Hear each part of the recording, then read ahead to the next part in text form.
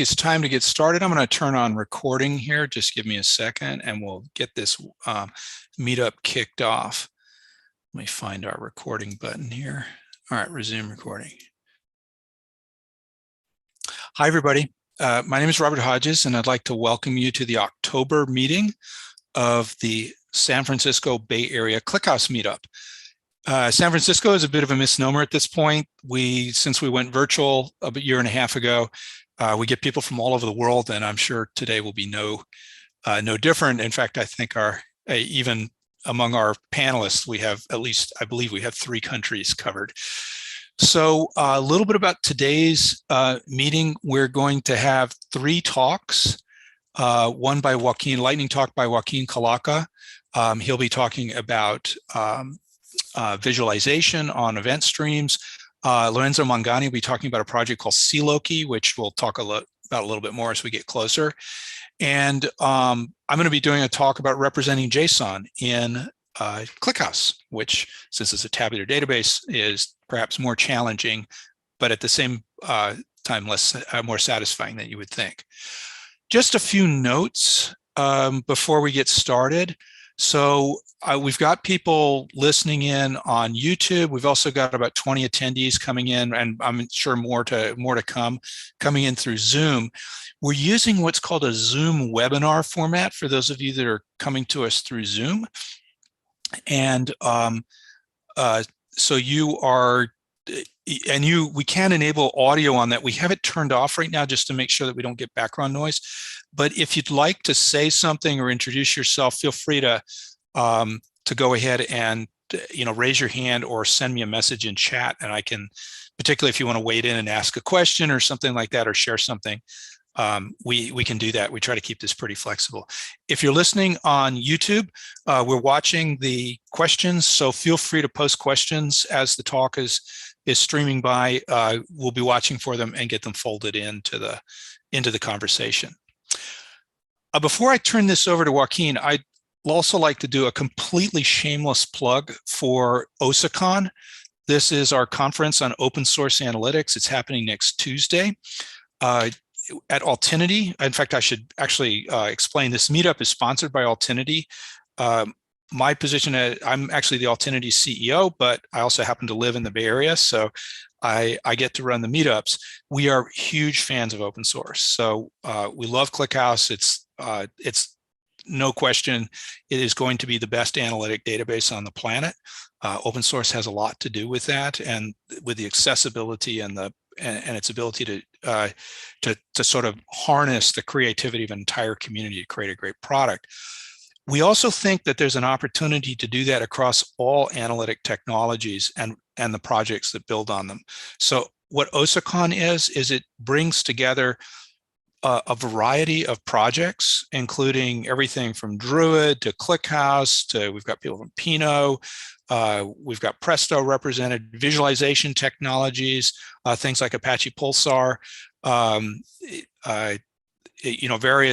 various important projects, and then we have a bunch of talks on the applications that are built on top of them. We have some interesting keynotes. We will have Andy Pavla from CMU, who's very well known in the database field, talking about whether it's even necessary to have expert programmers to write optimized components for a database. Can we just do it through ML? He'll be exploring that. Peter Zaitsev on how open source is enabling traditional row stores and column stores to talk. And then we'll also have Max Boschema, who runs Preset and also wrote Superset. He's going to be talking on data engineering. So it's a great conference, a single day, free. Please do sign up. We'd love to have you attend and just help us create this even larger community of people who share these values of open source and analytic technologies.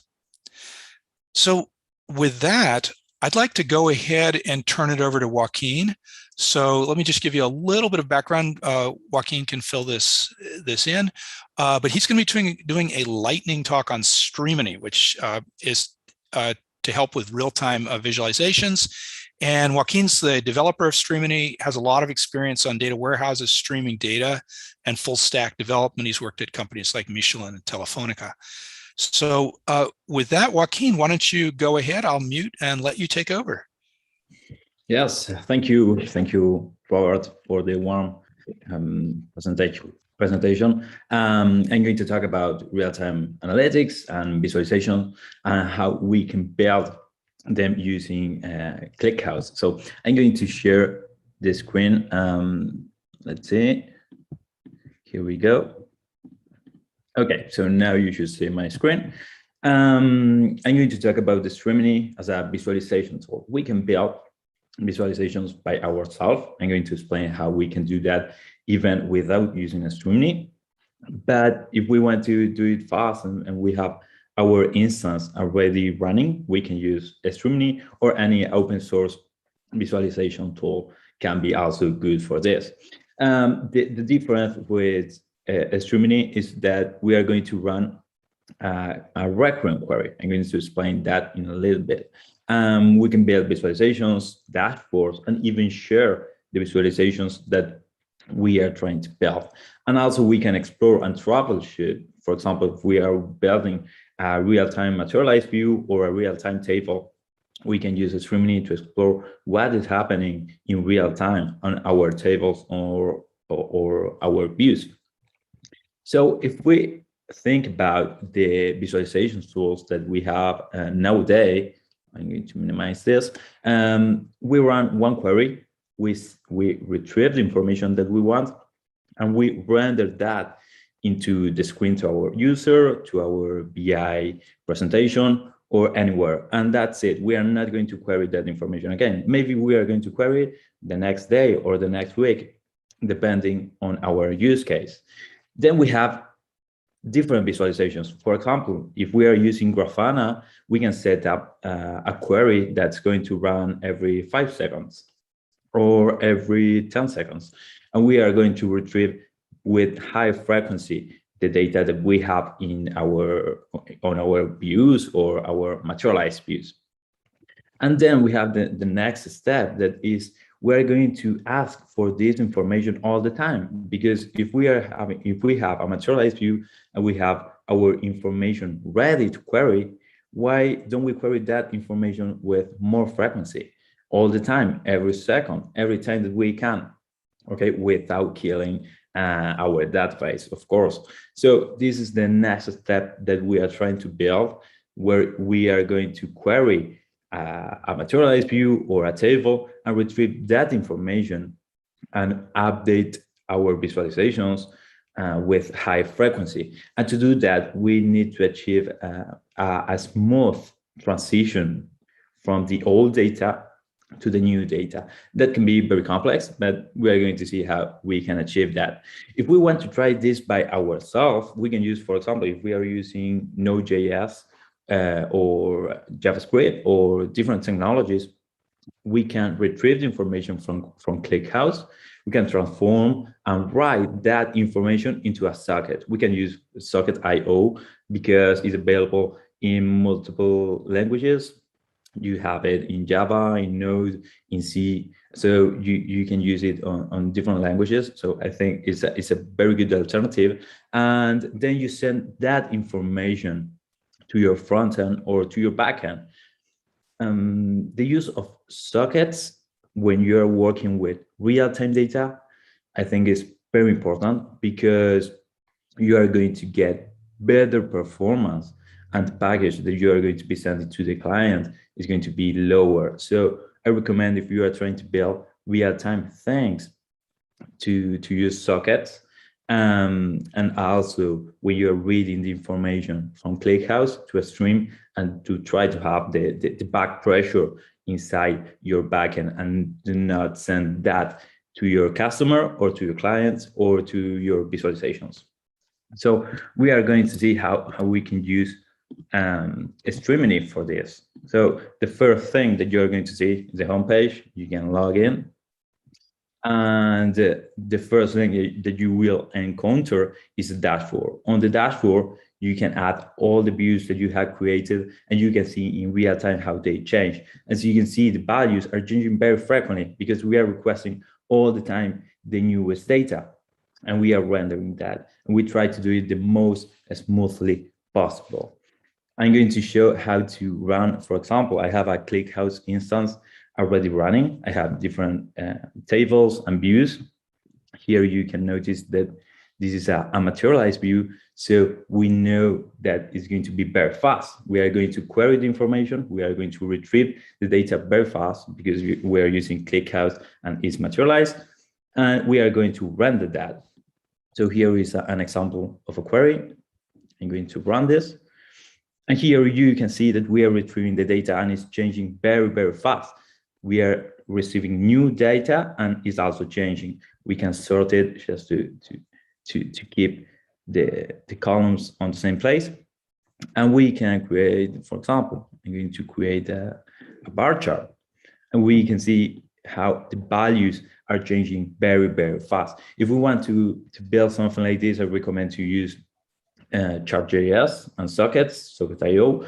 And for this example, I'm using React on a Streaminy. So that's everything that you will need to build a real-time application or a real-time visualizations. And then you can create this and even share it on any place or add it back again into your dashboard and see how it's changing all the time. So going back to the presentation, I don't know if anyone has any questions. This has been a lightning talk and I've been very fast. I've been talking very, very fast. So I don't know if anyone has any question out there. I'm going to stop sharing for a second. Hey, Joaquin, this is a great talk. Can you just give us like a little bit of, like if I were, like a Node developer or something like that, how would I put this together? How would I put together what you just showed us? Because that was totally cool. These dynamically updating views. What's the path for me to begin to build that app? Okay, so if you are a developer and you want to build something in real time using Node.js, I would recommend to use, there is public packages to connect to ClickHouse. There is the ClickHouse package. You can use that one where you can stream the data from ClickHouse. Then you can build pipelines using Node.js technologies because pipelines have an internal mechanism to build pipelines that can help you to transfer the information, to read, and to write all of that information into a socket. Or you can send it to a user or just set up a SQL inside your Node.js application or a table or a map or anything that you want, and then send that information to your customers, to your users. So that's one way to build it using pure Node.js and nothing else, only Node.js and the ClickHouse package that is available on NPM. And for the front end, there are multiple technologies. There is React, Angular. You can select any technologies that you want. And if you want to have a good charting library to build these visualizations, I recommend to use Chart.js because when you update the information, it does the job very good. And if you want to have even better animations for the front end, you can have something like Visu that is pretty new and also open source. So cool. I got a question for you. Is Streaminy a SaaS or can I host it myself? Right now it's a SaaS. We are thinking about the option to host the application by itself. Okay. And do you have a link that you could post so that people can find out more information about this? By the way, if there are any other questions, please just throw them up here and we'll get them over to Joaquin. Go ahead and post that out on the chat. And also, if anyone has any question on how to build a real-time visualization or something like that, feel free to reach me out. I'm going to post my email. So you can send me an email, a message, and I will be very glad to help you to build anything. So sure. Yeah, if you can get all that information posted in the chat directed to everyone, then people will have that and be able to contact you. All right, streaminy.io. So Joaquin, thank you so much. That was an awesome lightning talk and it was truly fast. If there are no more questions, I'm going to, okay, we had a very similar question from Vladimir coming out from YouTube, do you have a standalone or a cloud app? So it sounds like definitely in this crowd, there's some interest in self-hosted. Yeah, of course. We've been thinking a lot about opening the whole source, opening the whole code, so anyone can host this on their servers and then share using their own instance. Great. Okay, thank you so much. By the way, another person has just joined us. I want to introduce Alexander Zaitsev. He is CTO of Altinity. He's here to back us up in the Q&A. We'll do the extended Q&A at the end where we just riff on ClickHouse features for as long until the cows come home. But before that, I want to turn this over to Lorenzo Mangani. Lorenzo runs QXIP, and he has developed a cool piece of software called CLoki. And I'm not going to explain any more because Lorenzo has got a great presentation and a demo, and we'll show you how it works. So Lorenzo, you're up.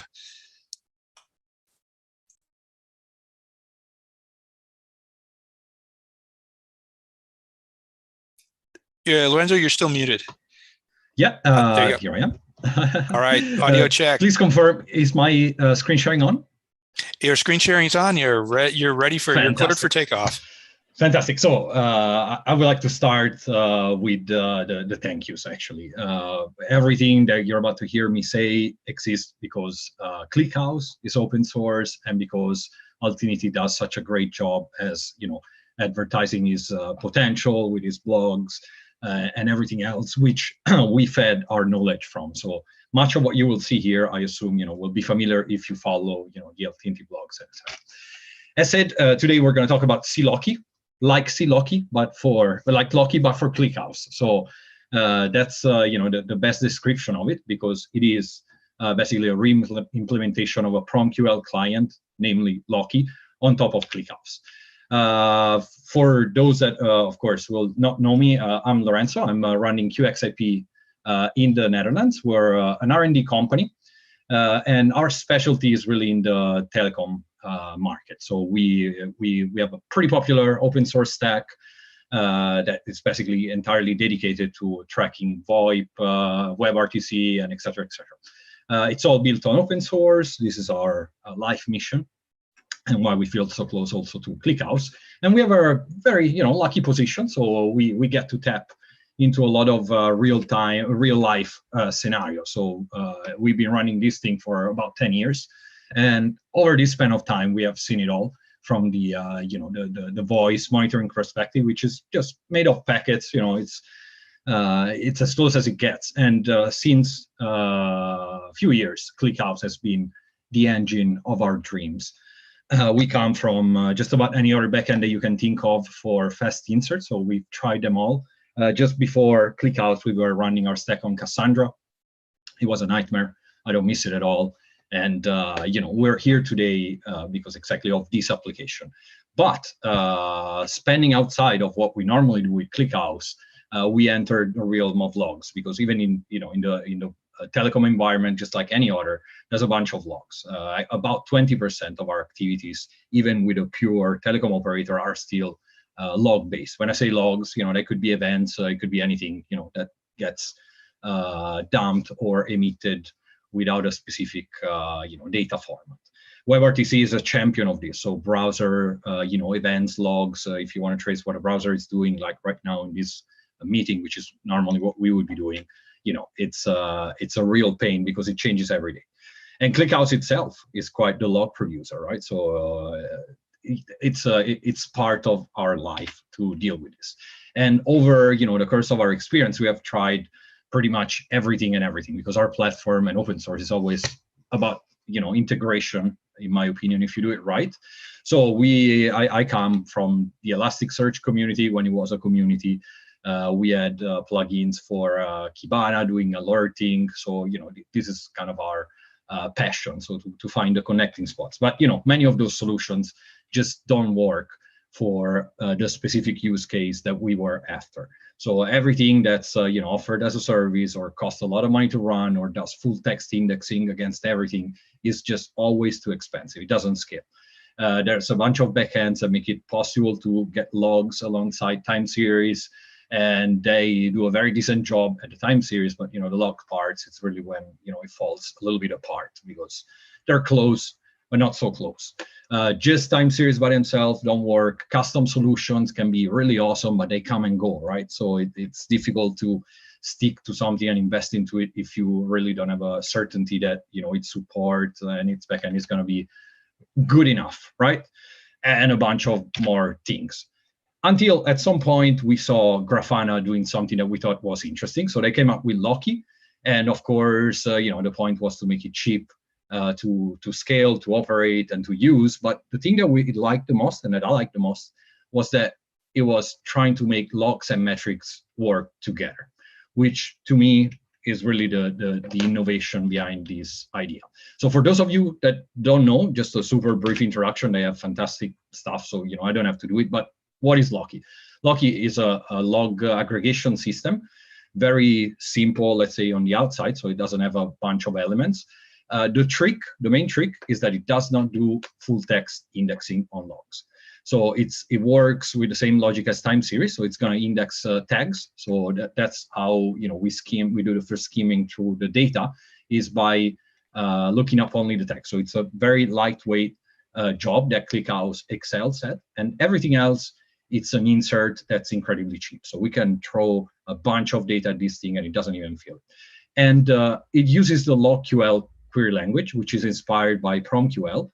And it's a language that we loved so much that we thought, it was worth investing into. They invest into a lot. So for all of you that use Grafana, you know what it is, and you know how much it's natively integrated. So a nice solution. It looks simple.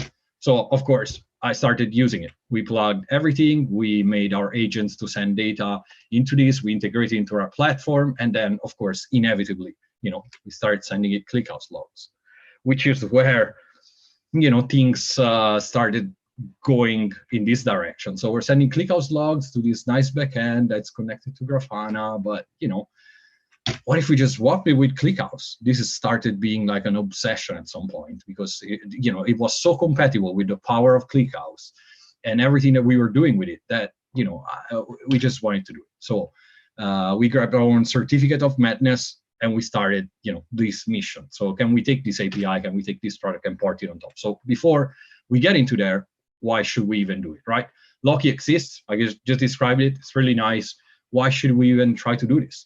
And the main reason is that we love ClickHouse. So ClickHouse is what we're using for everything. ClickHouse is what we want to use for everything. And this is just a good idea that was incredibly compatible with it. Then, in my personal experience, I don't know everything and everything, but it's missing, the ClickHouse community is missing a standardized solution that we can just all use the same way and invest into without reinventing it a million times. And then a good idea is a good idea. And when you want to understand how something works, replicating it is a really good way to get deep into the subject. So there's already a ClickHouse data source for Grafana done by Verta Media. It's fantastic. I learned everything that I know about doing things right from it. Why don't we use that? The reason is that it's a plugin. So with this effort, I just wanted to make something that was native, that you didn't need a plugin for, that Grafana couldn't stop you from installing, that you didn't even have to install. So using their API makes it possible. And it's open source. And as much as I love, of course, the SQL of ClickHouse, it's difficult. I have 2 masters in my team that do everything for me. So I'm just lucky, right? I can just say, guys, how do you do that? And they explain it to me and they make the magic happen. But for the normal person, it's a pretty steep curve. So what was it about? Emulating the CLoki API, recreating a LogQL parser, and then finding a way to apply to our tables. Luckily, we're sitting on top of ClickHouse. So, a lot of the things here that you will see are, the intention is to create an API on top of ClickHouse here. We don't want to replicate something else. We want to take all of the things that we know work in ClickHouse, the best practices, just turn them into a usable language with 1 million users already, because Grafana, is that popular and growing. So everybody already has a client for it. Why don't we just make it work? And we did. So we rebuilt CLoki on top of ClickHouse. This is a simple illustration of how it works. So we emulate the CLoki API 100%. It's transparent. So it's everything, the plain JSON or protobuf. it just works transparently. It's two main pipelines inside of the application. One is dedicated to inserting the logs, and the other one to managing the labels, so managing the queries, caching them. So we optimize a lot, to make sure that we don't hit the database every time there's a query. So a bunch of stuff stays in memory, and everything else is bulked and then piped into simple tables in ClickHouse. Again, everything is designed to be transparent, so we can use Promql, but I don't like Promql, so we actually have our own agent. It's called Pastash, and it's very similar to what was discussed in a Lightning talk. So it's an agent that can take any input, transform it, send it to any output. So it can be used to parse logs, send them to ClickHouse, or read the output of a URL engine and do something else with it. So it works both ways. We use it to parse it, and inside the engine, everything is pretty simple because we want it to be simple. Again, it's ClickHouse that's doing everything here. We just made a smart, application on top of it. So this is made in Node.js with Fastify. It takes care of the API, protobuf, and everything else on the first layer. We have a smart system with LRU that's caching the fingerprints that we write and read to and from the tables. We have TTL-based rotation, so you can alter the lifetime of the logs just in a native way in ClickHouse. And then we have this wonderful LogQL emulator that Vladimir and our team have been working on for the majority of time, which again tries to make this transparent. In the middle of all of this, we also walk away with a few goodies that I will show you later. We can also use this language to query any ClickHouse table, and we can use any feature of ClickHouse. So this works with the S3 table engine. This works with whatever will be added in the future. Everything that saves us time or gives us performance will be native. How does it work inside? I just reassume the main two functions. So this is how a push of a CLoki entry looks like. So you have labels that will be basically summarized in a fingerprint, and you have entries. Entries will be as many logs as these inserts will have. You can have many. This object can be more complex. So what we do at the entry point is we split them between our two tables: fingerprints, where we're going to do all the work in the lookups, and the other one, which is basically a very fast table where we can look up knowing already what we look for. Under the hood, this is how it looks. So it's native ClickHouse. There's nothing invented here. It's something that anybody can just understand, use. It's designed to be simple and stay simple. That's why it's actually fast. And as soon as we insert labels and values, we are able to use them immediately in Grafana. So we don't need to invent any client. We don't need to make anything. We don't need to write nothing. It just works right away. Here's my logs, type ClickHouse, filter them, last hour, done.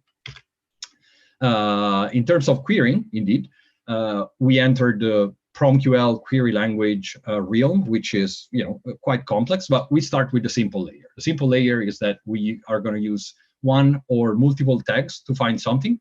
So I want a DB, equal, or different, or that contains ClickHouse. We can use all of the filtering capabilities that you normally would have for JSON objects in ClickHouse. So everything that Robert is going to show afterwards is pretty much how this is done inside of CLoki to look up labels, after which we walk into the filter stage. So find me everything that has a label DB ClickHouse that contains the word click is basically what this query would do. The magic is that we turn this short one-liner into this wonderful, beautiful query. So we make it not a little, but I would say a lot easier. In this query, you would see quite a few techniques that we learned from the community, and that can be very easily, improved to quickly look up for the fingerprints that we care, and then using those fingerprints, go and get our data. Within this operation, we can do whatever we want. So we can go and do, parsing, regexing, and anything we know ClickHouse can do fast. Again, without having touched that data. Promql is really extensive, so I'm not going to try to get too much into it. I'll just show you how it works in real life. Again, stream selector, filters, you will see it come together. This is an example query, and I'll show you some real ones if we have time. I'm trying to run. Type versip is going to return me logs that have this type of tag. Normally, it's just a list of logs. So this is just like selecting a label if you are doing time series. What we can do is that we can immediately start applying filters. So find me all the logs with this tag that contain the word exit somewhere. And again, these could be logs, could be JSON objects, could be anything that you're dealing with in terms of data. here's an example with ClickHouse. Let's grab the ClickHouse logs. Let's regex for the word reserving, which we'll find in the lines where we have memory. And then let's go and extract these from the log. So you can see here, it's a lot to digest at once if you don't know CLoki, but we basically took this string, we parsed it. We filtered it in ClickHouse, then we parsed it, then we extracted something from it that could have been an integer, a value, a float. We decide what is what, and then we use it. So this one-liner here takes the original untouched, unindexed ClickHouse logs, it filters them super fast with ClickHouse, it extracts a value that we care about, and it's projecting it on a chart all at once. And this works really, really fast. So it's a Swiss Army knife tool, let's say, of slicing and dicing with data. This data could be anything. I mean, that was an example. We have a JSON parser inside. Same thing here. I can throw it some JSON objects, call them logs, but they are what they want to be. And I can parse them, and I can extract them. So this could be a simple or nested JSON object. We're just going to flatten it out and parse it so that we can go and say, okay, I have a class of objects that might contain a value that I want to track. In this case, is WebRTC statistics. How many packets are being sent or received by something? And I can just put it in a query, extract it. So take my logs, parse JSON, extract one value because we want to be faster. And this, of course, again, it's using the ClickHouse features for dealing with JSON objects and so on and so forth whenever it's viable. Unwrap it to time series and show it to me. So we can go from a log that we're grabbing into displaying time series extracted from those logs pretty much in seconds. And in the process of doing this, we can discover data. So I'll show you a demo. I decided to switch it at the end. I just want to finish the logical talk here. So these type of queries increase in complexity, of course, the more the pipe extends, right? So the simple queries are served entirely by ClickHouse. They get the best performance. As we start extracting fields, doing matching, projecting into time series, of course, the complexity of the query goes up. But everything stays in a really interesting range. So here's a benchmark that we're running against the real CLoki. So this is CLoki against CLoki. We send the same data to both. We're running with, let's say, a cloud type of setup here. So we imagine something that's used as a cloud service, not necessarily local. So we have the two services in an equivalent setup. We send them the same data. We run the same query over time. And this is what ClickHouse is getting us. So we're, even with a, quite frankly, still young and with much to be optimized application, we're burning some serious rubber with this. And we do it over time. So that's not a lucky shot. This is how it looks over time in our continuous tests. So our response for the same query, it's 2 to 4 times faster. Mostly because, again, we're using techniques, queries, and hopefully formats that ClickHouse is really good at. And we're sitting on the shoulders of this giant that makes it all possible. So again, there's going to be things that are more and less similar. For instance, the math of time series right now does not yet take advantage of the new window functions. They're still or exiting experimental, but these things go in at a very fast rate. And as I mentioned, that's not all of it, because we were talking about data that we have inserted in these, special tables that CLoki or CLoki style has created for you. But what if you want to access data that you already have, right? So I already have data in ClickHouse that I'm writing my own way, wherever I want. He has a timestamp, he has a value, do something with it. And we can. So what we have implemented, since in this emulator we control the language, we have started extending logql to have some special queries. So this is how we make a ClickHouse query from a CLoki in Grafana without Grafana ever even knowing that it's talking to ClickHouse.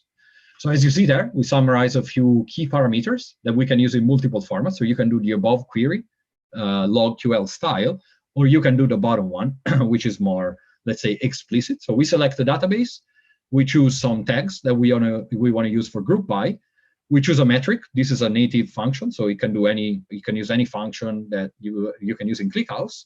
A where condition, interval for time, and it translates to the query that you see down here at the bottom. So again, another way to make a potentially, tedious query simpler. This is exactly what the Vertamedia, plugin will do if you use it with a different, a little more, let's say, LogQL style syntax. To test it, of course, integration tell the truth. So this is not like we've been working on this for over a year and a half now. So we started small, just with the logs, and then we went ahead, but we used it ourselves first. So we did the dog fooding experience. We implemented it in our own application. We did an integration with it back and forth. We provided it to our, telecom market, which offers, let's say, a very spammy and noisy data generation environment, right? So a lot of data is generated. This is the type of environment where you're gonna read maybe 5% of what you're writing. So it's ideal for this role where we move the cost of the query to basically the end. There's no cost of insert, and if we spend anything, it's when we touch. So this passed our own exam, and then we went looking for other partners, and Zipfront is one of our partners. They run basically an automated testing suite for telecoms, just like you would do with like any service. Like they can generate 10,000 concurrent calls to a service or to a WebRTC or to a Zoom call or things like that, right? So they can generate a lot of fake clients that do things, and of course those clients generate a bunch of metric statistics, and they didn't have a solution for this. So we offered them to use ClickHouse and CLoki for this, and it took a week from a disaster and an incredible amount of confusing data into a system that makes sense, and that it makes sense in real time. So using those queries, they could basically pretty much automate everything without even knowing what data they should have structured. So completely bypassing, the typical part. Well, what do I do? Which columns do I send? Am I compatible? What if the client changes? With this, we don't care, because the queries, again, can change at the speed of data changing. So everything is super flexible. You get the same results, whether you're looking for, a log graphing solution or, something more complex. We have a pretty, quick evolving code base, but the roadmap right now pretty much is the following. So we're working on our plugin subsystem, where basically we allow our users to extend LogQL with external plugins, just like you do in a Node.js application. You can write your own function, throw it in the language, and use it without even us having to merge a PR. So it's an open ecosystem where people can code their plugins. Right now this is Node.js, but we have a Golang version as well in the works. We're going to start using the window functions for smoothing and upsampling the data that we get out. Right now we're bulky. We're moving fingerprints functions to be native to ClickHouse. This is because we want people to be able to write into the CLoki tables from any entry point into ClickHouse. So if you're getting your data from Kafka, you can make a materialized view that splits the data like we're doing. So it's going to write tags on one side and logs on the other. And the other part, the only part that's missing is the fingerprint being consistent. Live queries using materialized views. This is similar to what was in the Lightning talk as well in terms of concept. So it's getting the data when it's generated instead of running a continuous query. For this, we can have materialized views with a URL engine, which just yesterday we were suggested to use by Alexei the Great, and it works fantastic. Overnight, we made an alerting engine for CLoki. Async insert, semi-structured data inserts for JSON, and so on and so forth is basically what's on our plates for the next months. Hopefully by the end of the year, we're gonna have most of these things up and running. This is true, it's real, it's in production, you can use it. So actually, just to show you that we're not joking, this is the real example. So we're graphing for some ClickHouse logs in the first query that you can see up here. Then I can switch to filtering those logs and starting extracting some data. So I'm going and I'm asking it to generate a token label, which you can see here. This token label of 1 is extracted from here, right there and then. And then, of course, I can turn it into my nice chart. So this is my charts, looking at the data that I've just extracted in real time from the logs of ClickHouse, made with ClickHouse, using ClickHouse. It's a full circle, which is indeed what we wanted. And then again, the benchmarks and everything that I've shown you over the presentation is done with CLoki and using ClickHouse. So it's a fully circular system where we can generate data, look at this data, post-process it, and then of course use it. So the ultimate goal is not to do a technical job. This is the data. These are the queries that we can make in a dashboard that you can use however you desire and filter and do whatever you want. And again, the cool thing, in my opinion, is that we eliminate a little bit, or we change, let's say, the game in terms of entropy. Tags here are completely arbitrary. So I can choose what tags I'm going to use for my virtual time series. Here it is. Now it's an IP address. It can be any column that's available. That's a string. It becomes time series in front of your eyes as you change the query. And that's pretty much what CLoki and our work has been about. And that's all. Hopefully triggering some questions and discussions. But this is what we're doing, and it's on GitHub. It's you can host it yourself. You can do whatever you want. It's all there. It's really easy to run. We suggest to run it on top of a ClickHouse instance, being pretty much an API on top of ClickHouse. The closer it is to it, the better it works. And yeah, we're curious what people are going to make of this. Hey, Lorenzo, great talk. We've already got one question lined up, and I'm sure there'll be more. Here's one from Graham. Can you look for log entries subsequent to a match? Like, suppose I know an application is throwing a stack trace, and I want to see log entries with parsing exception, and then the next 100 lines from the log, even if those lines don't match a pattern. Yeah, sure, it's possible. And if it's not possible to do it directly in there, again, this language can be extended. So, it opens up the way for having it do whatever we want, as long as we have the data, right? So it could, right now, well, I would have to show you, but, queries can be simple or complex. So what we just described is totally plausible. We also have our log processing pipeline, as I mentioned, where we can prepare the data for making these type of things easier, namely tagging it well. So if we tag data right, it becomes really easy to make those type of decisions and create chaining filters and pipelines, etc. So I would say one of the conditions to that being possible would be to have decent tags for the logs. Okay. This is, by the way, our tool Pastache. It's, again, a Node.js application. You just install it with npm. You configure it with a recipe like this. You can point it at a log file, at an event socket. It can open sockets by itself. You can listen to Kafka, RabbitMQ. We have a bunch of inputs and outputs, including decentralized ones, Hyperswarm, BitTorrent, anything you want. It can take data, parse it, transform it, add, remove tags. It's like Logstash would be to Elastic in that case. And then you can send it anywhere you want. So in this case, I'm using it to send it to Loki, our Loki, or it could be the real Loki, or it could be another backend. So we keep things pretty open. I mean, the spirit here is open source. So none of these things is made to be exclusive, but rather to be very easy to plug, whether you're using ClickHouse as a source or as a destination or both. Great. Yeah, I have a question, which is on a somewhat related note. Can you talk a little bit about the underlying schema that you're using inside ClickHouse to represent this data? Sure. Let me go back up here. I think I have it. Yeah, pretty much. Okay. This is a good example. So keeping it simple is the trick. And again, we're splitting data. So we're not writing everything in the same tables. We have a table that's exclusively dedicated to fingerprints. So in this table, we have a group of tags equal fingerprint. And this is the only table where we do actively search when we do the first layer of filtering. So in this fingerprint table, very simple, timestamp, fingerprint, and JSON object. The JSON object, I imagine, is accessed exactly as you would using standard functions. So we can extract all of it, just some fields, look through it in various ways, depending which one is the fastest. And this is how we do the first selection. The second table, as you can see, is really, really simple. And this is really, I mean, much of the trick is to keep it simple.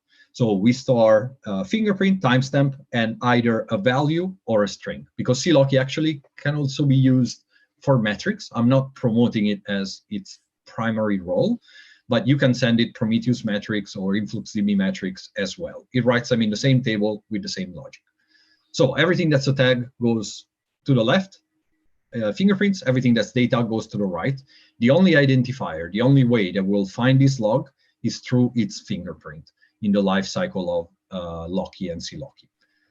So we only ever search using fingerprints, which allow us to select those 50,000 logs that we care about really quickly without ever looking into their body until we know that it's of interest. And then in the pipeline, we can do, make the job more complex. So we can pipe this query into further queries, but this is the data schema. So it's really, really simple. Okay, great. Yeah, and there was a comment from Alexander Dubovnik. Alexander, do you want to be unmuted? Oh, he's one of our team. So, yeah. So yeah. Here, Alexander, just a second. Let me unmute you. And he's our ClickHouse guy, so I'm happy. Go ahead and feel free to comment directly. Hi. Okay, great Welcome. talk, Lorenzo. Yeah, thank you for this exactly possibility to talk about CLoki and say again what ClickHouse is a great database. It's very, very good, and we are very happy to be part of this community and make something bigger. So, and about what just want to add about what Lorenzo already said.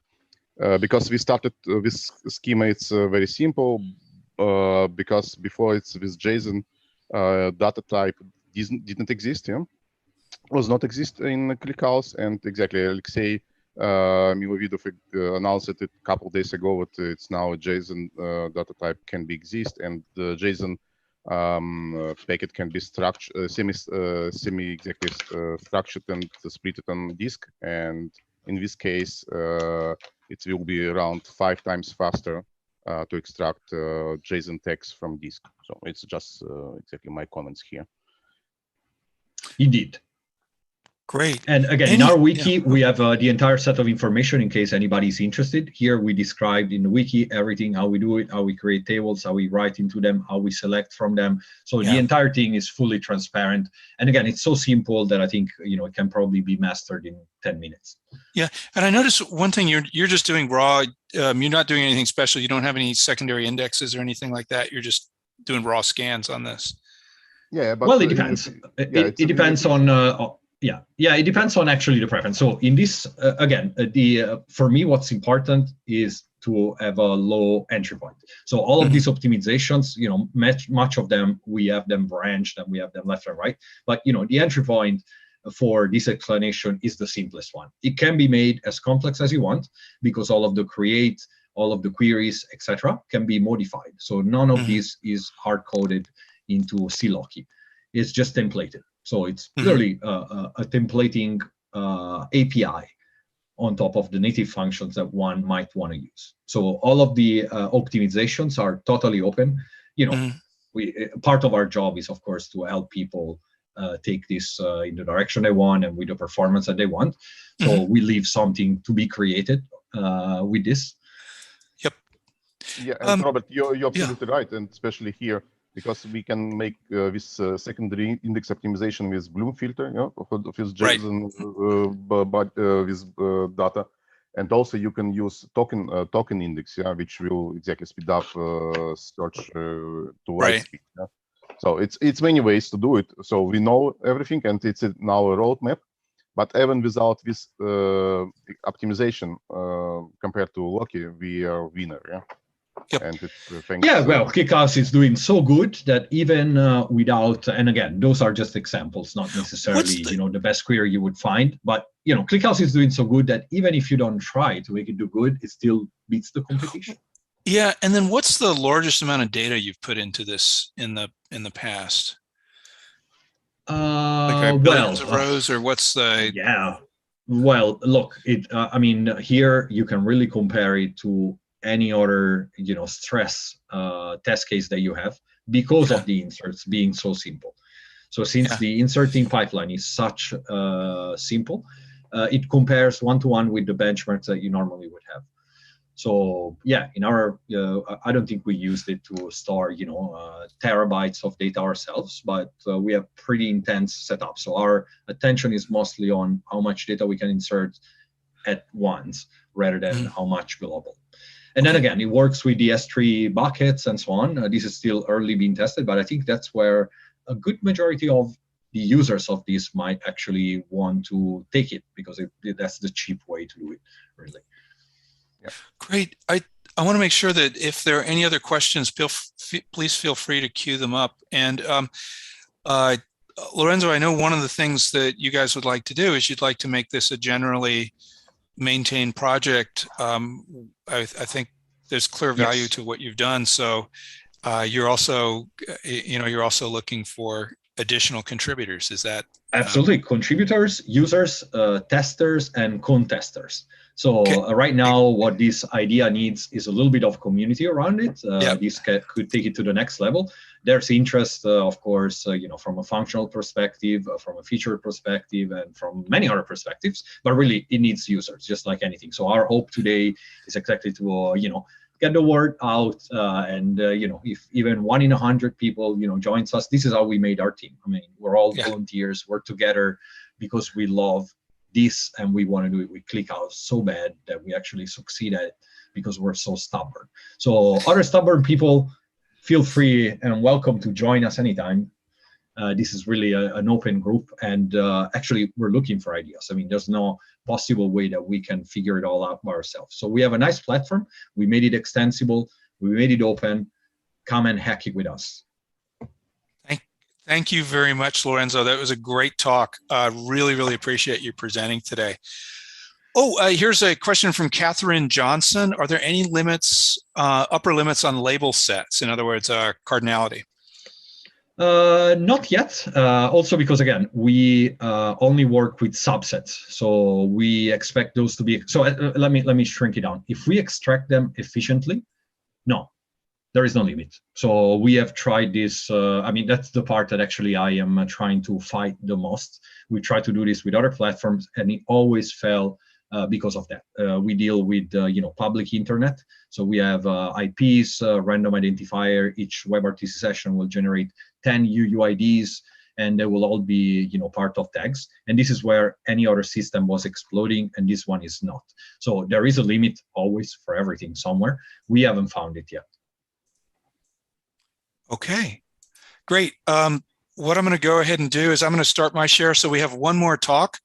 That's for me. I'm going to be picking up on this subject of JSON and digging in. Let me go ahead and bring my, go ahead and do a share screen, see if I can get this to come up. All right, you all should be able to see my screen. Yeah, and so I'm just going to kind of pick up where this talk was, where Lorenzo's talk ended, which is just looking at the representation of data, of JSON data in ClickHouse. And what this talk already illustrated is there are so many ways that you can break up JSON and semi-structured data and store it in ClickHouse that it's impossible to do a talk that covers all of them. But what I'm going to do is cover the basics and just, sort of get for people who are learning ClickHouse and would like to understand how to represent basic JSON structures. I hope this will give you a good guideline to what we see as some of the best practices. So name of the talk is Better Than You Think, JSON data in ClickHouse. And where the title from this came from is we often tend to think of relational databases as storing tables, but of course, over the last decade or so, they have been extended out to cover things like arrays, to cover JSON as a data type. That support is widespread in many other databases. So for example, Postgres has very good JSON support at this point. And so does ClickHouse. So we're going to dig into that. Just a little bit about my background. By the way, can I confirm that my slides are showing? Are you guys able to see them okay? Yes. Okay, excellent. Thank you very much. Good. Don't want to go too far if that doesn't work. All right, so I'm Altinity's CEO. I've been working on databases since 1983. I took a few breaks. That's really about 30 years on databases. ClickHouse is number 20, and definitely in my top 2 or 3. The other 2 contenders are Sybase, which was the first relational database that operated on a network. We I worked in the connectivity group, among other areas. Really, really innovative and wonderful piece of software that now lives on as Microsoft SQL Server. MySQL is the other one, and had a lot of a database that had a lot of similarities to ClickHouse. I've been a ClickHouse user since 2019. Just a little bit about Altinity. So we are an enterprise provider for ClickHouse. We've been working on ClickHouse since 2017. That's when we were founded. We basically help enterprises use it successfully wherever they want to run it. If you do want us to run ClickHouse for you, we offer Altinity.cloud, which is the first managed ClickHouse in Amazon and now GCP, which was just announced last week. All right, so that's the marketing fluff. The rest of this talk is SQL, and a lot of it, except that we're going to start with JSON. So JSON, as you can already see from the previous talk, is pervasive. And this is just a test data set that we use for one of our training classes. It's about 250 million rows of web logs. They come from, I don't know where they came from, but I think they were all run in 1998, so probably on Apache servers back in the day. And so this is a pretty typical type of record that you will see in JSON. It's basically key value pairs. And in this talk, I'm actually not going to delve very much into complex JSON structures. That's kind of an advanced topic. I'm really going to look at different ways that we can represent, load, and search this type of data.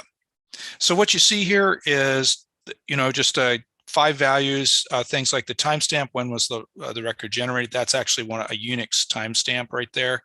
Client IP, the request, what they were doing, their status, and then the size of the data that was dumped.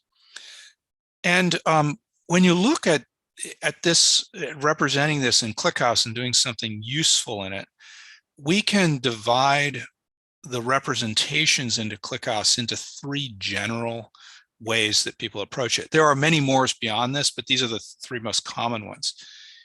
The first is just to take those key value pairs and just map them directly to columns. In this case, you'd have a table with 5 columns.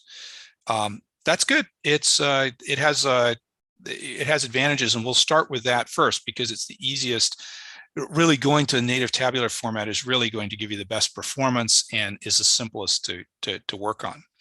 Now, there's another really interesting middle ground, which is to store your JSON in a string. We call it a blob.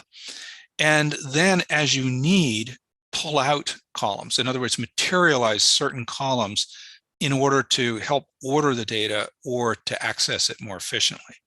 This middle ground is actually very, very common. There's a number of very large systems that have used similar approaches, and we'll talk about this in some detail.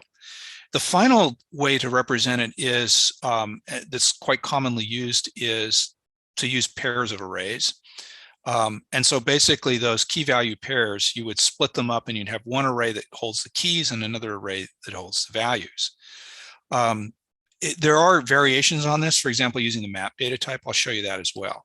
You can do this in other ways as well. So for example, what we just saw, the time series data and the notion of having different attributes and then having values for them in 2 different tables, that is another way of representing values that might originally have started out in JSON. So, but we'll stick with these kind of generic ways, and then you can build your own variations on it. So, and by the way, feel free to ask questions. I can see the chat. If it's something relevant, I'll jump in. So here's the bone simple, sort of make it easy on yourself. If you just have fixed records and all you want to do, you're never going to change, and the data type is never going to change. There's a pretty good chance you can just create a table which has exactly these column names. And I'm sort of doubling down on this and even including the @ sign in the in the value, in the column name. You'll see why I do this in a second. But we just type them correctly, and we put them in a merge tree table. And then we have a merge tree, as you probably all know, is the workhorse table for ClickHouse, and then you give merge tree some required parameters. Specifically, how are you going to partition it? So how are you going to break up the table into parts? And in this particular case, we're going to partition by day. So we're going to use to start a day, and then we're going to order by that same timestamp. So within each part, they're going to be ordered. They're going to be in time order. The settings index granularity, that actually happens to be a default value, so you can include that or not as you wish. So this is your simple table, just a direct mapping. And what's kind of cool about ClickHouse is if you just want to jam the data in there, it actually turns out you may be able to read it in just one line. So here's an example of what that data might look like if you get it in, if you're getting it in as JSON data. This is what we call a JSON each row format, where every row has a record, and that record is a standalone JSON document. So it's exactly the data we just looked at a second ago, but no longer formatted. So it's just in one row. And ClickHouse can read this directly. So we just run the ClickHouse client. That's the tool you'd typically use. You can also push it up through the HTTP interface using curl, or build a Node application, or use Python. There's lots of ways to load it. This is the simplest one, but this basically will load that data in a single command. So you're just telling, insert to ClickHouse client, you're giving ClickHouse client this query, and you're saying, hey, I'm going to insert this, and here's the format the data is in. And then ClickHouse's client is smart enough that it will parse this, figure out what you mean. It does it locally, and then it will just read in from standard IO what's whatever data you have until it's exhausted, and it'll send it up to ClickHouse, and that's that. And as a result, you get this data loaded into the table with virtually no effort whatsoever. You can also do similar things. You could load this data through Kafka using Kafka Table Engine, but the point is that in this basic case, ingesting JSON and turning it into a table can be very simple. The problem is that JSON tends to be usually a little bit more complicated. And here's, without even considering complex JSON structures, there's at least 3 things that can go wrong that would make this more difficult. So one is you just don't know what the columns are up front. That could be for a variety of reasons. Maybe there's a lot of them, maybe they change, maybe, like in time series, it's common for measurements to sometimes have some measurements, but not others, in each record. So you wouldn't be able to define the table because you wouldn't know what the columns were. And if there isn't a column for the values to jump into, they're going to be lost or worse still, cause errors. Well, actually, both of these are bad. Here's another problem, which is that the keys and values could just be different between records. Here's a simple example. Imagine that you're managing data out in Amazon, and you have VMs and they're tagged. Well, depending on what they're doing, they'll have a different set of tags. So that's an example of where the tags that you get in your JSON records could actually then need to map to different columns. A final thing is that, real data tends to be dirty, or it may require complex transformations. In either case, you can't just put it into input and expect ClickHouse to figure out what to do with it. So, for example, what do you do about dates that are bad? That's something where you can actually have to give ClickHouse some guidance on what to do with them. So the question is, how do you handle that? Well, the simplest way is to go to the second model, and what you can do is just load the data and store with a minimal amount of header information. So this is an example of a very minimal ETL table where all we're doing is telling where we got the data from. So if we can't figure out what's going on, we can at least go look at the file. And then we have a what we call a blob. So this is just a record that contains a JSON document. And in this case, we're going to store it in merge tree, but we're going to partition by file. That just means that we can drop these parts later. And we're not going to have any ordering because there's not really anything to order on. So order by tuple is a ClickHouse idiom that means don't sort it. Just whatever order you find it, throw it in the part.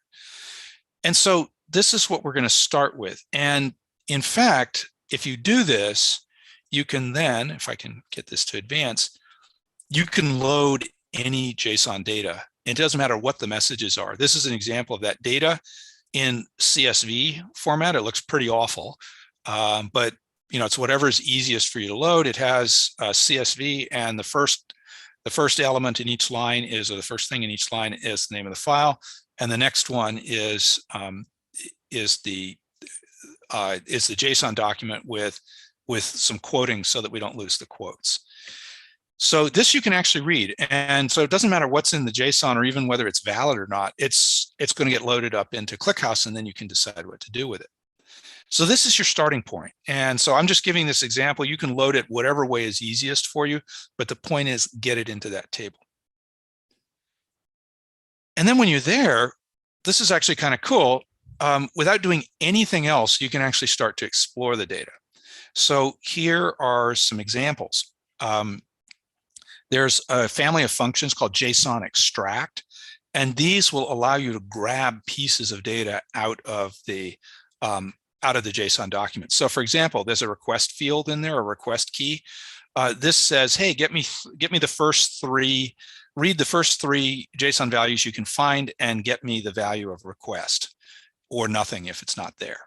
So, or similarly, and so it's typed, it comes out as a string, or I could ask for the status, the HTTP status, read the first three records you can find and get me the status typed as an int.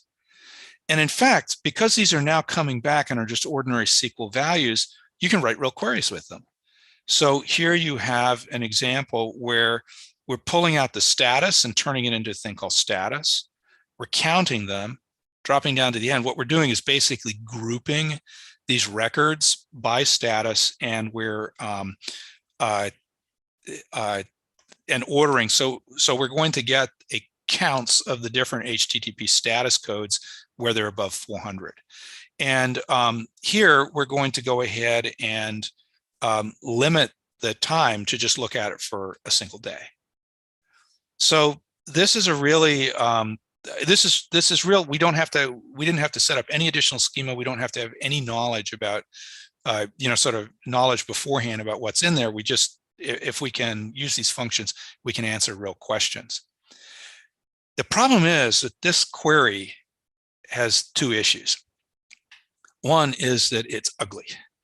And so there's a lot of ways that you could make mistakes here, and real queries, I'm using very simple ones for the purposes of this, but real queries tend to look a little bit more like some of the JSON that you were seeing in the previous talk, or that you may see in your own applications. It's complex and gnarly, and you may have to do a bunch of transformations. The second thing is this is really slow, and we'll talk about that, just how slow, in a minute.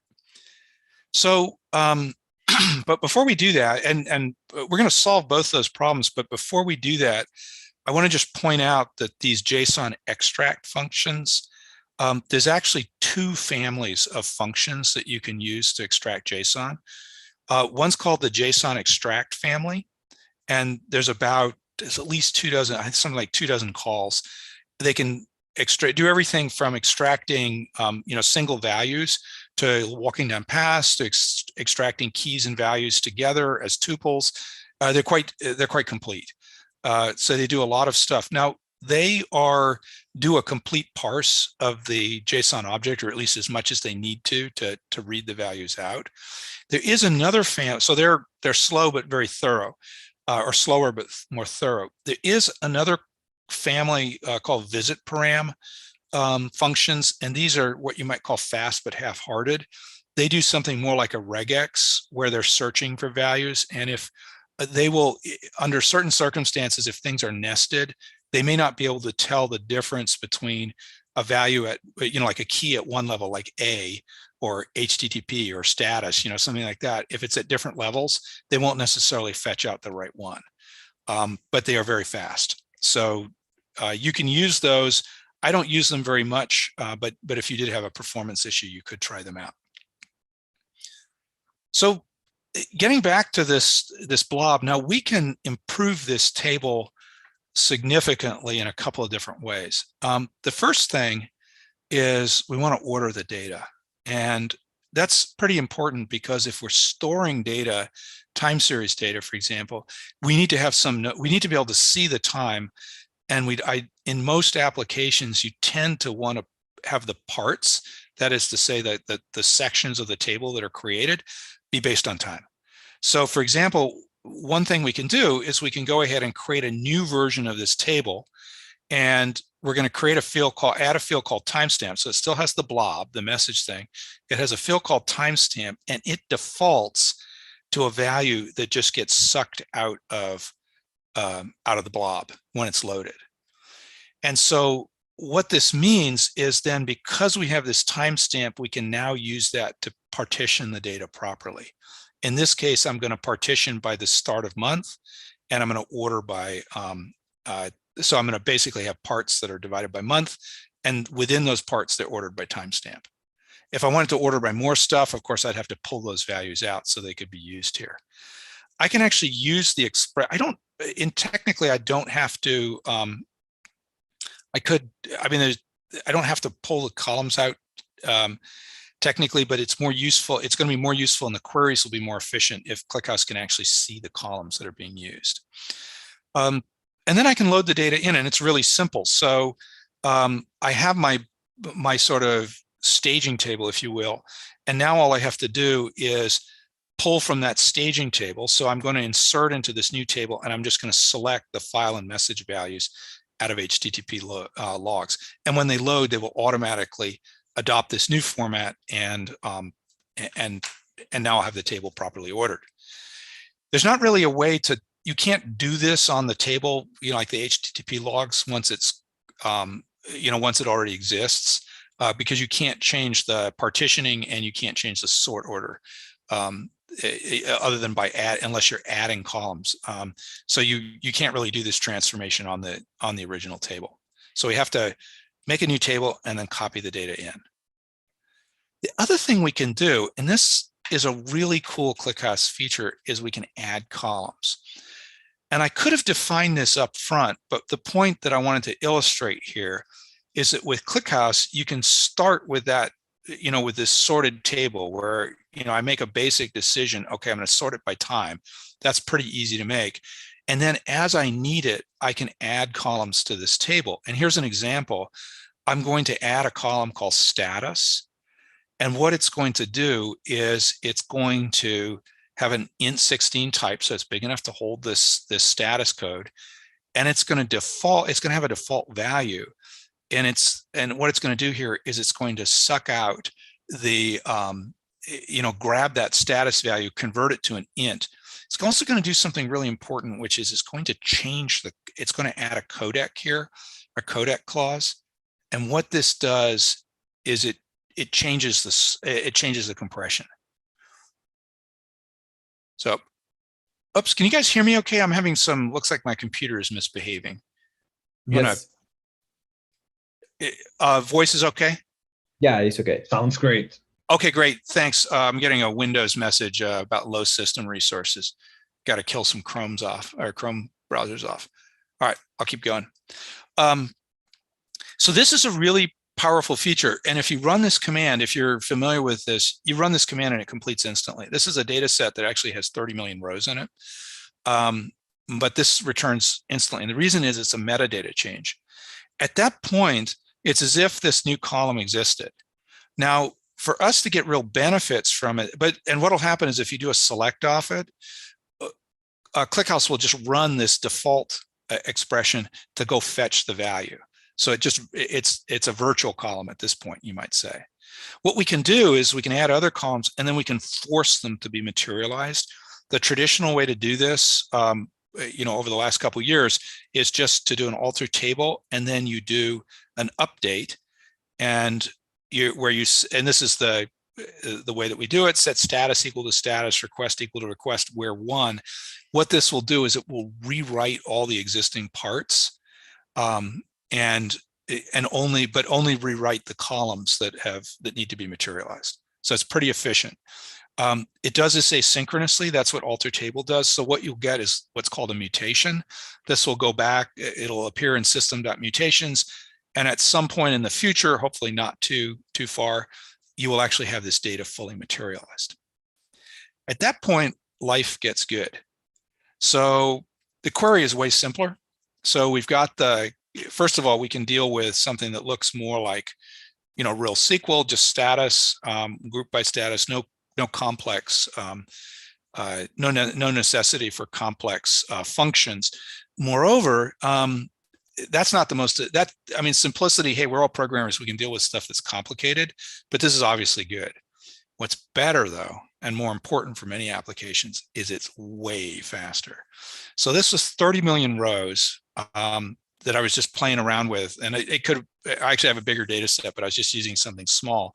But this query now runs, the original query I showed ran in 9.8 seconds, which is, for ClickHouse, is way slow for 30 million rows. This runs in 14 milliseconds. So it's about 700, I ran the math quickly, and it's about 700 times faster. And what's going on here is that this status is going to be vastly smaller, and I'll prove that to you in just a minute. So there's like 100x less, so we're going to scan all these status values. There's going to be 100x less, fewer bytes to read. The other thing is we can also use the primary key index here, and we can recognize that, hey, we're only looking for a day, so we're going to drop everything that isn't part of that day, and so we can take advantage of the primary key index. So as a result, this is now what we call ClickHouse Fast, and this is one of the reasons why you can store stuff in JSON, but one of the reasons why you want to actually pull these columns out is you can think of them as almost being like indexes that you're giving new pathways that are easier to use and vastly faster to access your data.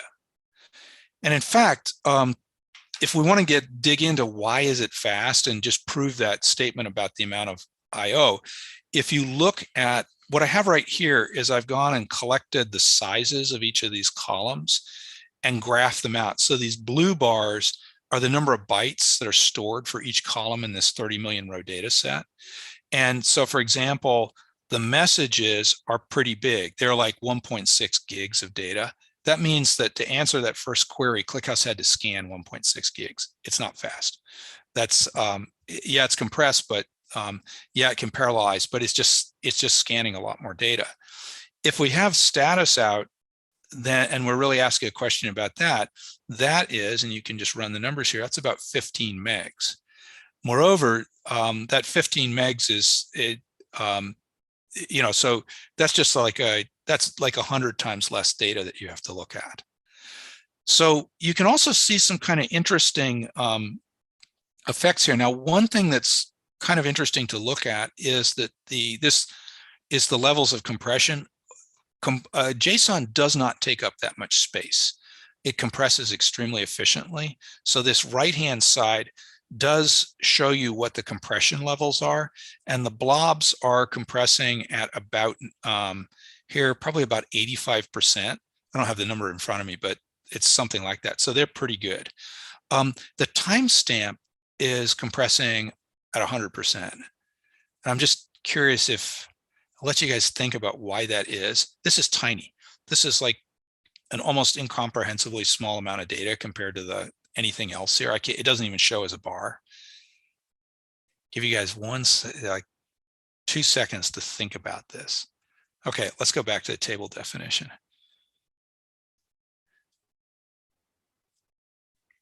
Here we go. So the timestamp is going to be really small because we're ordering by, we're partitioning by the start of month, and then we're ordering by the timestamp.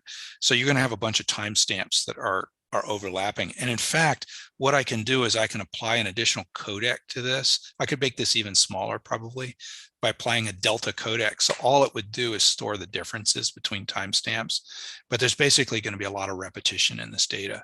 So because they're values there's strings of bits where there's just a small amount of variation, if at all, between succeeding values. So that's an example of how, again, how getting the data properly ordered is going to give you a big boost in performance as well as storage. Okay, so, and speaking of indexes, I don't do this in this example, but you can go ahead, once the columns are out, you can then go ahead and apply additional indexes to them. We were talking about Bloom filters in the previous talk. That's an index you can do for things like timestamp or status. You can do, min-max indexes, look for, these are particularly useful for finding outliers. And then there's other indexes as well. So there's just a bunch of ways that you can goose up performance, and this will give you really outstanding performance. By the way, column data sizes are really important. So here's how we got it. This is, I'm not going to read the query, but it's in here in the slides. You can steal it if you want. I tend to run this pretty regularly just to see how things are going on storage. Let's look at a couple other ways to hold these JSON values. Maps. So a map is just a key value pairs. You can think of it as like a set of tuples, basically. Here's an example. So we're going to create HTTP logs map. Oh, here I was using my, I was getting more excited about date time and actually putting the Delta codec in and putting ZSTD compression. I put that in because it's good for compressing integer values. So what we have here then is just this map where it's going to map strings to strings, and that will be, the first one will be the key, the second one will be the value. Otherwise, it's pretty similar to what we had before. Loading this is fairly straightforward. We can actually copy from our base table, and as we select the file, in order to load it into the message, what we're going to do is to load it into the map, we're going to use this Json Extract keys and values. That's a really handy function. It goes down your JSON, and every key and every value is put together in a tuple. So you basically get an array of these guys, and then they just jump right into the map, and that's all you have to do. So this kind of loading is fairly simple as long as your data is not too messed up. And then what you can do is maps are very easy to use. They kind of look like hash tables. In fact, that's basically the syntax. So if I want to get the status out and do that group by, I can, here's how I reference the value. And this query is about it's not 700 times faster, but it's 4 or 5 times faster than going to the native, to the JSON blob. And the reason is the map is just more efficient at getting to the place where the value is stored and pulling it out. So this is just using a map is already a pretty big difference. There's a final transformation or sort of representation I like to talk about, which is the paired arrays, which I mentioned at the beginning. These are similar to, similar idea to maps, sort of key value pairs. But in this case, what we'll have is 2 arrays. ClickHouse has very, very good array support. If you're not familiar with it, it's one of the really interesting extensions. But we have an array of keys. These are strings, values that are strings. We could go, if the measurements were in fact, if we're doing time series and the measurements are in fact all numerical, or that happens to be the application, we could also have these done as floats or something like that. Or we could have different there's a bunch of variations on this, but this is the simplest one. And again, timestamp to get the ordering and using the codec, the Delta codec plus the STD. So if we do this, when we load, let's see, did I show the loading of the data?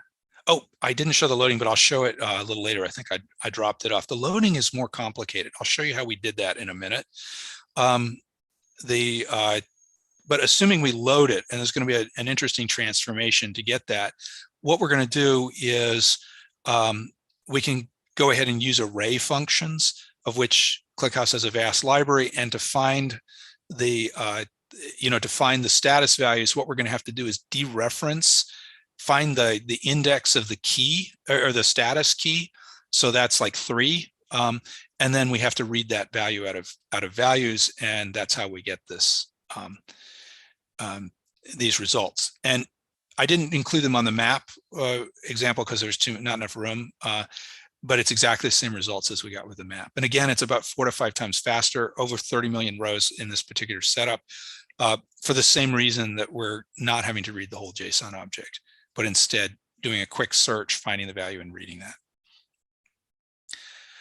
So a question about paired arrays, just to make crystal clear what this really looks like in reality, is if we load it properly, we get keys and we get values, and they're basically just two arrays where there's a one-to-one match. So if you find the request, for example, you're going to, that's key number 3 actually, status is 4. In this example, it will exactly match to the 4th value. And I'll show you how to get these out of the JSON so that they match up. Okay, so these are the, oh, here we go. Here's the example of loading. I had the slides out of order. So it's a little bit more complicated. It's using what's called an array map function. And basically what we're doing is we're using JSON extract keys and values. This pulls the data out as an array of tuples where each key is matched to each value. And so we do 2 map operations, one where we read through those tuples and we pull the first value out and that goes into the keys, and another map operation where we pull the second value out and that goes into the values. If you've if you've used arrays before, this is not unfamiliar to you. If you haven't, then it's probably kind of a shock to the system and something that is best hidden in your ETL pipeline so that you don't have to think about it too much. So that's basically how we load it. The key thing though is ClickHouse can just do this transformation internally without any extra help. So question here, which is sort of the final topic on JSON, is, well, we've been talking a lot about copying, to achieve these different representations. We have like a buffer table or a staging table, if you will, and then we copy to where it really belongs by doing that insert from select. This is kind of painful. So the question is, in a real system, would you do it this way? And the answer is no. Here's what most people do. They use materialized views. So you can actually, and I even said this in a previous comment, you can actually do this stuff outside in your ETL pipeline. But if you're going to just throw the data into ClickHouse, you might as well just do the transformation there, because ClickHouse is very fast. So what we're going to do is insert into a table for ETL. We're going to call it our ETL table. And then we're going to create a materialized view on that table that every time a block is, and the way materialized views work is every time a block is inserted into the first table, the materialized view runs a select on it, and whatever it finds, it sticks in a second table. So, so this allows, and the materialized view can then take care of the transformation. So here's how it works. So we're going to create the base ETL table, and it looks just like the original table we had, except for one, the blob table, except for one important thing. We're going to use what's called a null table engine. And this is kind of a cool trick. It is a table engine in ClickHouse that has no storage. And the reason is we really don't want to store the data in this form. We just want to see it and have it around and allow the data to be inserted and have the trigger fire. In other words, the materialized view should fire and do the conversion and put the data in the right place. But we don't want to store the data. And the null table engine does exactly that. That's one of the main uses for it. So we set this up.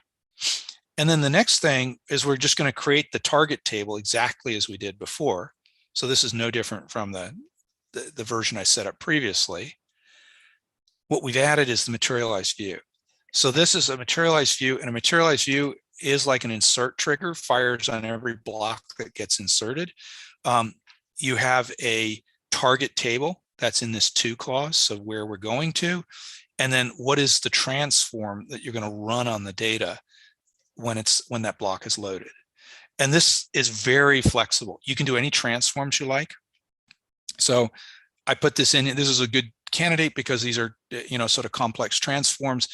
I've seen examples of this for users where they were far more complicated than that. They sometimes like transforming, like 100 columns or something like that. But this is great. You hide it inside the materialized view. And then you can also join on other tables. So if you need to pull data in, you can actually have joins where you suck out sort of reference values. That can be included, or you can put filter conditions in, like where conditions. So you could even have these be selective and say, hey, I only want data that has a certain format. So this is a common model that we see is people will actually have multiple JSON data types that get loaded into the same staging table, and then have a bunch of materialized views that are triggered off those tables, and then each view chooses the data that it wants and does the correct transformation and sticks it in the right table type. So it's a very flexible way of doing ETL, and just really removes a lot of it can remove pipelines almost completely. And the load is pretty simple. Here's just an example that I ran to confirm that I hadn't screwed it up. I'll truncate my arrays table, and what I'll do is I'll now insert data, and this I could insert it from outside, or in this case I'm copying it in just to simulate it. I'm going to go ahead and insert into this table, and then I'm going to go ahead and do a select count off the target table, and what I see is I get exactly 1 million rows immediately after. And this is another cool feature about ClickHouse. I think everybody here is aware of this, but materialized views are synchronous. So as soon as your application, generally speaking, as soon as your application gets a response back, the materialized view is already fired and the data is sitting happily in its new home. This is it. So it's supposed to be, I've run a little over time, but let me just finish with some roadmap information. So ClickHouse JSON support is, there's a lot of stuff you can do in ClickHouse, but it does require programming skills. I think a couple of things though that are just, these JSON functions they're hard. This is kind of an inefficient example. There's actually a better way of doing this, but you can often find, you'll get these functions sort of stacked one on top of another as you fish data out of complex structures. So that's the access is difficult. It's easy to make mistakes. And of course, when things change, you then have to go in, figure out what exactly you were doing and get it to work. The other thing, as I illustrated, was the performance is hard to optimize. So you actually have to have human beings making decisions about, codecs, specific, compression formats, maybe adding indexes, deciding which columns to pull out. These are all things where ClickHouse doesn't give you any help. You have to do it yourself, and you have to know what you're doing. The good news is there's a major feature on the way called semi-structured data. This is going to be one of the probably one of the biggest features added this year. And basically what ClickHouse will do is that blob that I showed you will get mapped automatically to a structure with columnar storage. And it will also provide convenient query syntax. So like if you have, instead of this example here where we're going to A to B to C, you'll be able to select A.B.C. Out of the nested, it will basically map it into a nested data structure. So between these two things, the ClickHouse performance will on JSON data will almost certainly become considerably better in most, if not all, use cases. The other thing is that you'll just be able to write queries that are easier to understand, and there'll be less necessity to pull things out and to deal with, sort of complex operations to get the data you want. So I think that's going to be a huge improvement. What we see right here, this issue is actually the 2021 roadmap from Alexi, and it describes the PRs that are going into the support for semi-structured data. This is a great feature, and one that has been an ask for years at this point. In the meantime, people are building big systems that ingest Java, or excuse me, JSON, not Java. Here's just options. I covered 4 of them. I think the winner tends to be store the JSON blob and then pull, then add columns with suitable indexes or compression, as you need. That's definitely the fan favorite. There's a bunch of systems that have used something like this to deal with multiple, for example, service logs to deal with multiple log types. And then you can use the materialized views as a way of transforming them. That's also a very, very common pattern. And then, of course, ClickHouse has many other features. You can split things into multiple tables. You can just mix and match other ClickHouse features to just process your JSON in the way that works the best way for your app. So there's no reason to wait for semi-structured data. This stuff already works really well. And you can build very, very high performance systems. So we've seen many examples of those. So that's it. I'm open for questions. Just we're Altinity, so come talk to us if you want to hear more about this. This is ClickHouse, great piece of software, and then a little bit about Altinity.cloud. And one final thing: if you think this stuff was easy and that you could do it better than I did, we want to talk to you. We're hiring like mad. So so with that, any questions? Let me see if we've got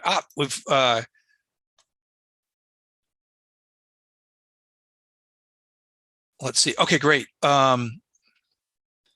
Question about inserting extraction will omit. Let's see. I wonder if this is a question from Vlad. Question about inserting extraction will omit non-strings. How do you deal with it? I'm not sure if it. Okay, assuming that was this is a question coming off YouTube. Assuming that's a question about JSON. There are a bunch of cases where insertion will fail or not get the data. A really common problem is dates. So this is one of the reasons why you can't just read dates out of CSV. A lot of times because you need to. There's I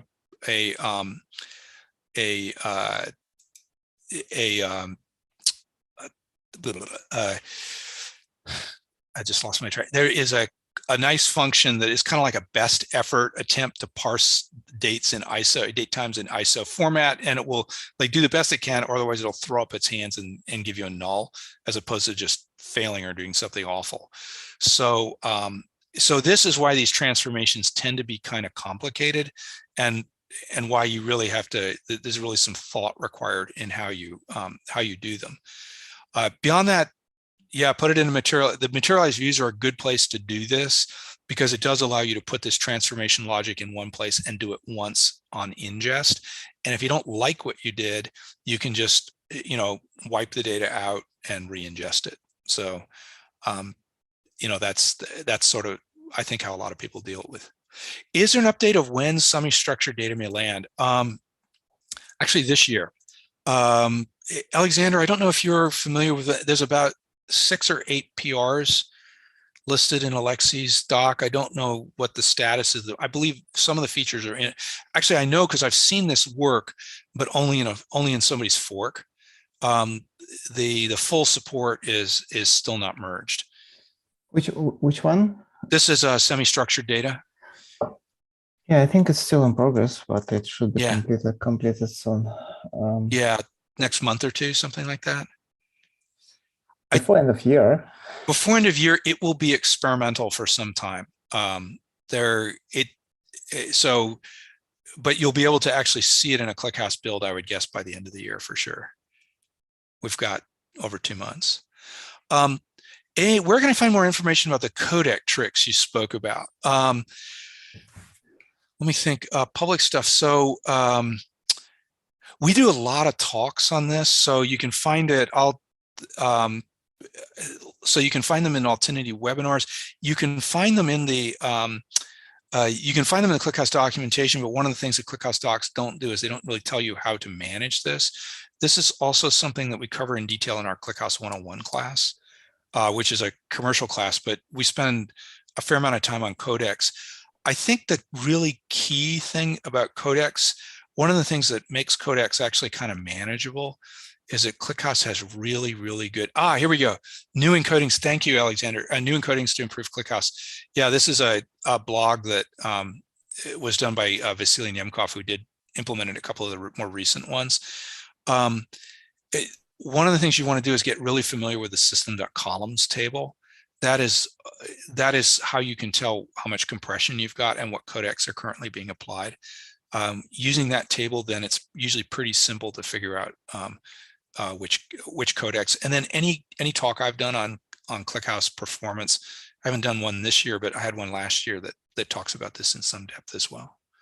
Codecs and sort orders, codecs compression and sort orders, they're all closely related. Let's see. I don't see any other questions in this talk. So we have time to the top of the hour. I'd like to open this up. If anybody has any questions about ClickHouse in general, please feel free to shout out, and we or other people in the here will be happy to answer them. So, and if you want to speak up, go ahead and let us know in the chat or raise your hand and I'll unmute you. So we're open for questions.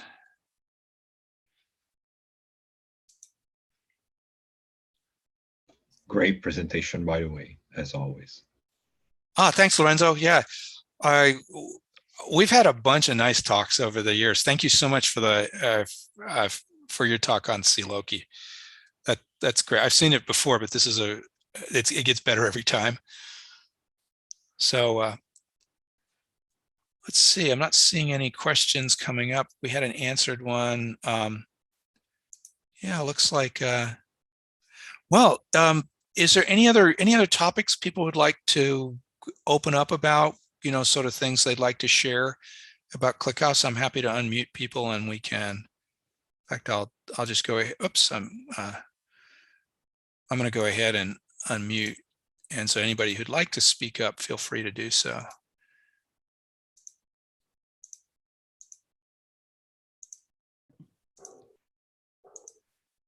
All right.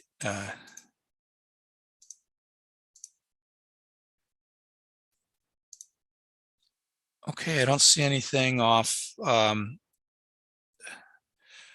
see anything coming off YouTube. So if we don't have any further questions, it's for those of us living in California the way I am, it's time for lunch. So thank you so much. I want to give a huge shout out to Joaquin and to Lorenzo for great talks. I'd also like to give thanks to Alexander Zaitsev as well as Alexei Milovidov for comments on the presentation on JSON. Thank you both very much. It's really helpful. Yeah, all right. Go ahead. Go for it. I have a last moment question for Lorenzo, because I remember that I saw them that they are going to work on the live views. So if they are working on the live views on Node.js, if they need to work out using Node.js, I'm available to also work with them and do something about that, because I know that it can be a little bit complex when you're using Node.js to get the live views information. So only that. Absolutely. That's thank you so very much. Absolutely. Let's get in touch with each other, and this is why we do open source, is to this is why we do meetups, to work with other smart people, on complex issues. That's how good things happen. So thank you so much. Okay, definitely. Great. Post presentation, I loved both. So I want to say. Oh, sorry, I keep getting confused about the latency. I just had a question pop up. Is this talk going to be posted online? All of them. So we will. We're recording on.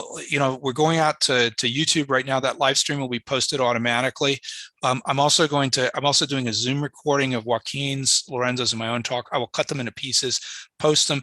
Joaquin and Lorenzo, if I could request, please shoot me a PDF of your slides. I'll get them posted, and I'll also give you links. We'll do a short blog article as well. Keep an eye out, and we'll just give everybody the links to that. So wonderful. Great. Any other things that people would like to bring up before we close up?